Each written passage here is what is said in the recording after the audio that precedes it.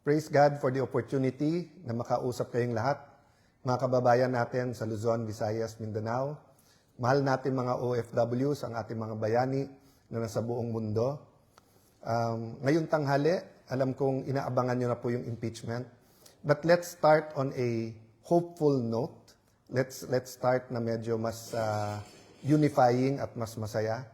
Naalala ko po nung maraming pagkakataon na may economic crisis, political crisis, issue ang cheating, stealing, lying, malalaking corruption issues. Sabi nga nila, pati daw yung mga magnanakaw, tumitigil pagka pinapanood yung boxing matches ni Manny Pacquiao.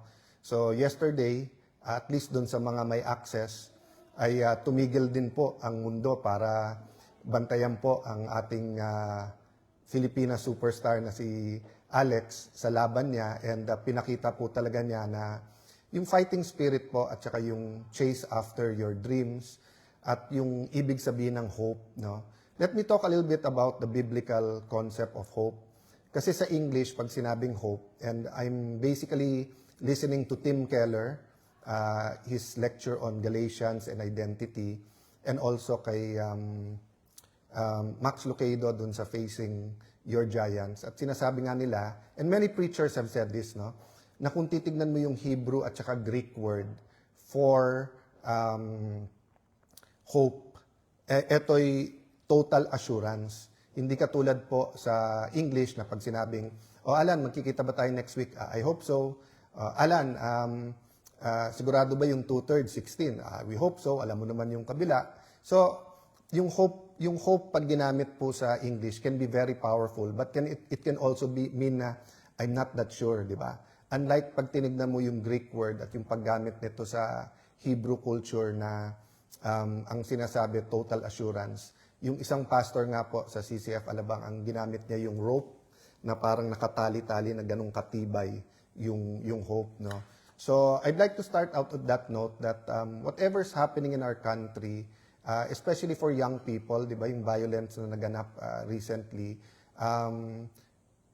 I think all of us related kay Alex nung sinabi niyang baka dun sa iba na mga sanay sa ganun level ng competition at yung mga pagiging elite athletes ng kanilang bansa because they had the opportunity, it's not that big a deal, no, to win a match at that level. But for someone from the Philippines, nakaka-relate po dyan yung someone from Africa, nakaka-relate dyan yung someone from East Timor, someone from Bangladesh. Kasi nga, it's just like football, di ba? Ang daming napakagaling na football sa Pilipinas, pero number 1 sa atin yung basketball. Kaya pag sinabi mo halimbawang football, iba pa rin yung level ng paglalaro, let's say, sa Europe or sa Middle East, no? So, there are things that bring us together, and I think that is very important, and we cannot forget, despite all our differences, we're all Filipinos. So, the Bible also talks about knowledge, understanding, and wisdom. And kung meron po tayong pwedeng common prayer, anuman ang ating politika, ano ating pananaw, anuman ang ating panig sa lahat ng nangyayari sa ating bansa, I think malinaw naman na we can pray na lahat tayo magkaroon ng tamang knowledge, tamang understanding at tamang wisdom. Pumasok si Brother Robin, tatawagin ko siya maya-maya. The Bible talks about seasons, no? Baka we wanna ask also Robin mamaya yung sa pananaw naman niya, no? Sa mga basic principles sa buhay, based on his faith, no? So, sa akin po kasi, yung seasons, may season talaga ng renewal, pagbabago. At yung season ng renewal, nagsisimula po yan sa repentance. Wala pong nagbabago na nagsasabing, tama ako. Kasi pag sinabi mong tama, ba't mo babaguhin, di ba? So kung yung addict, hindi niya aaminin na addict siya, yan man ay sa babae, sa lalaki, sa sugal, sa drugs. Kung sasabihin, hindi, every weekend, pero ano lang yun, party drugs yun, baliwala yun. Ba't ka magbabago, di ba? Pero pag sinabi mo, functional ako, pero mali kailangan ko magbago. So yung season ng renewal starts with repentance. So, yes, may acknowledgement sa flood control at corruption. Pero makikita nyo sa SONA 1 year na, makikita mo yung deep repentance, wala doon. Nandun yung galit ng tao. But yung repentance as a nation, repentance ng mga politiko, repentance ng administrasyon na mali talaga eh. Mali talaga kahit anong gawin mo at dapat ibulgar lahat. So ano ba mga headlines today? One, impeachment starts today. Sinabi, yung isang side, 62 trial days, yung isa 30 trial days. Ano po ibig sabihin nito? Kasi 3 times a week lang po kami. So 30 linggo po tayo magta-trial. Okay lang po yon. Kasi napaka-importante po ng accountability. Napaka-importante masunod yung impeachment. But eto po tanong ko, bakit natin ginagawa lahat ng pag-aayos, lahat po para maayos po ang impeachment, 30 weeks, pero walang schedule sa Blue Ribbon Committee sa flood control? Ni isang hearing, hindi makapag-announce kung kailan yung hearing at mabigyan ng pag-asa yung mga witnesses. Pero pagdating dito sa impeachment, ulitin ko po hindi ko criticize. Tama yung impeachment. Tama na isaayos natin to. Tama na nagkaroon ng pre-trial. Tama na lahat tayo maging impartial. But hindi ba tayo pwedeng maging impartial din sa flood control? At napakarami pang ibang corruption issues. No? Senator Marcoleta was arrested today. Hindi ko isa-isahin yung mga issues na pag-usapan na yan during the rally. We know that many people feel it's selective justice, and it's not even only selective justice, pero yung issue ng campaign finance versus plunder, para sa marami napakalayo nito. At sabi nga po ni Congressman Leandro Leviste, di ba, Legarda, na kung ganun, 90% ng politiko makukulong. Pagpasok ko sa Senado, nagulat po ako. Alam ko po na simula nung May 11, nagbago ang Senado.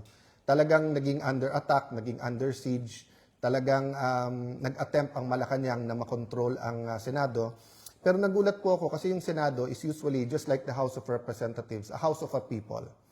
Siyempre may mga gate, no? Pag tinitingnan niyo po yung bagong building sa BGC, mas open po to. Sa Fort Bonifacio, mas open, no? Pero ito, dahil GSIS building at dahil nga nagkaroon ng mga issues, sabihin mo na kailangan itaas yung security. Pero pumunta po kayo dito, mukhang kampo po ang Senado ngayon. Napakalayo pa lang, puno-puno mga pulis, may mga barikada, sunod-sunod po yung mga checkpoints. So it's not only like a military camp, it's like a garrison camp. No? So dun sa nagtatanong na, halimbawa may dumating na foreigner or mga businessman or mga ambassador, sabihin martial law ba? Siyempre hindi. Pero bakit ang Senado ngayon ay mukhang garrison or fortified na kampo, no?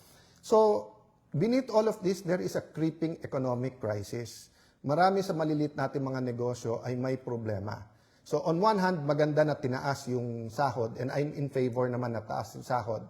But yung per industry at per business, iba-iba kalagayan. So, maraming small businesses, halimbawa ngayon, 20-30% ang niliit ng kita, in danger na masara.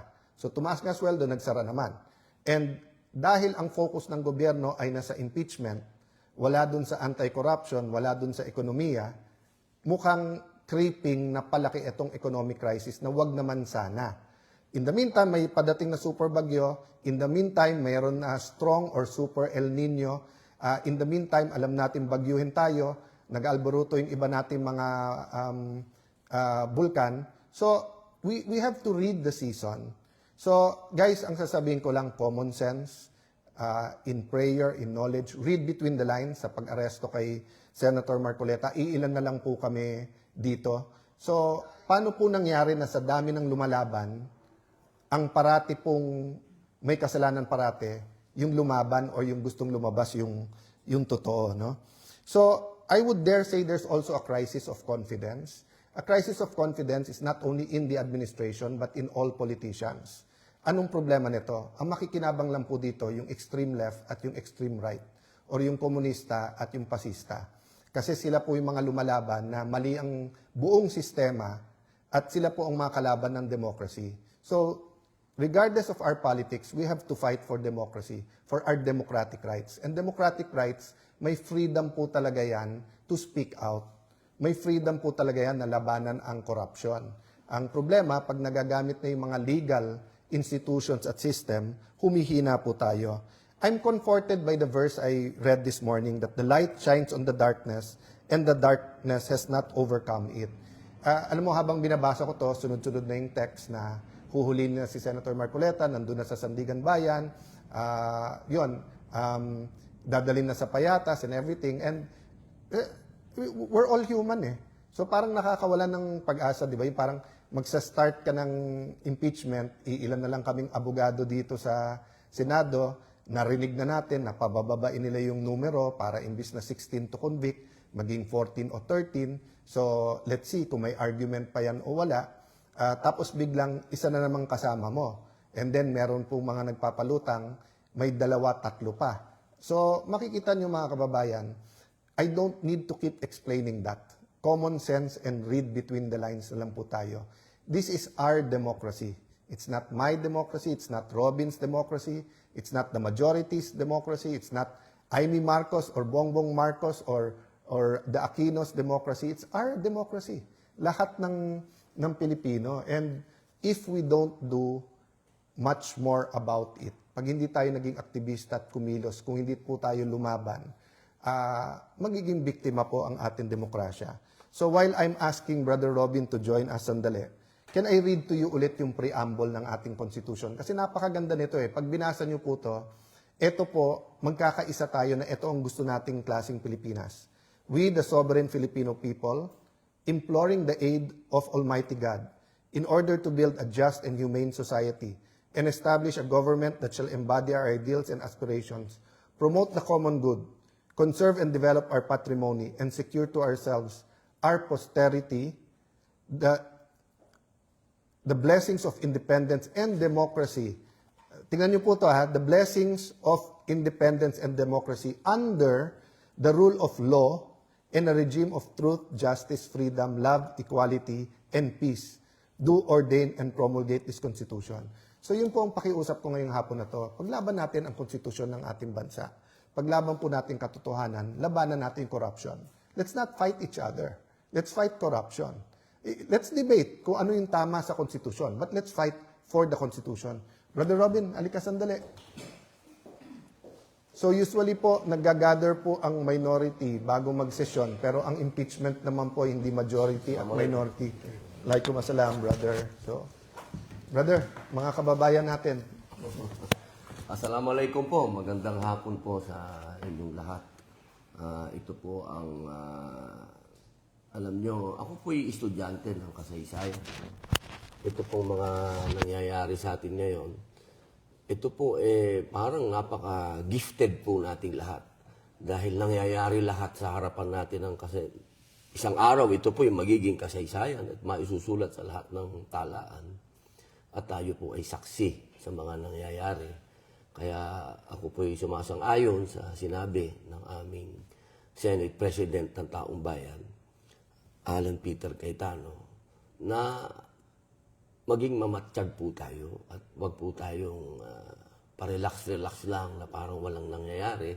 Sapagkat dito po, kapag ito po ang naghusga ay ang kasaysayan, wag naman po sabihin ng inyong mga magiging lahi na kayo'y naupo lang at walang ginawa. Ito po ay tandaan po natin, meron po tayong obligasyon una sa Panginoon Diyos, pangalawa sa bayan natin at sa taong bayan. Huwag po natin kalimutan yun. At napakaganda po nung kanyang sinabi kanina na tayo'y magkaisa, ang kalaban natin korupsyon. Hindi tayong Pilipinong magkakalaban. Yun pong korupsyon ang kalaban natin. At yung mga mapaggawa po ng mga kwento, mapaggawa ng mga storya, yung mga magagaling manira, yan po ang kalaban natin. Panahon pa lamang po ng mga propeta, isa na po dyan, si Jesus Christ, peace be upon him, ang kalaban din niya, fake news.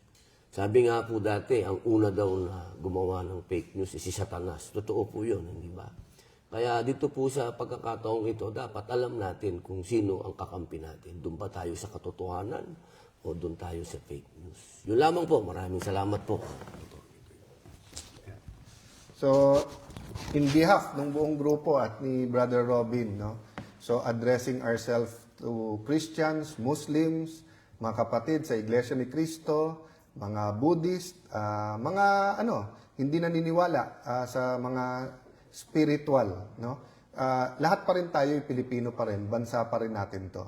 So ako, sang-ayon kay Robin, first, meron tayong obligasyon sa Diyos.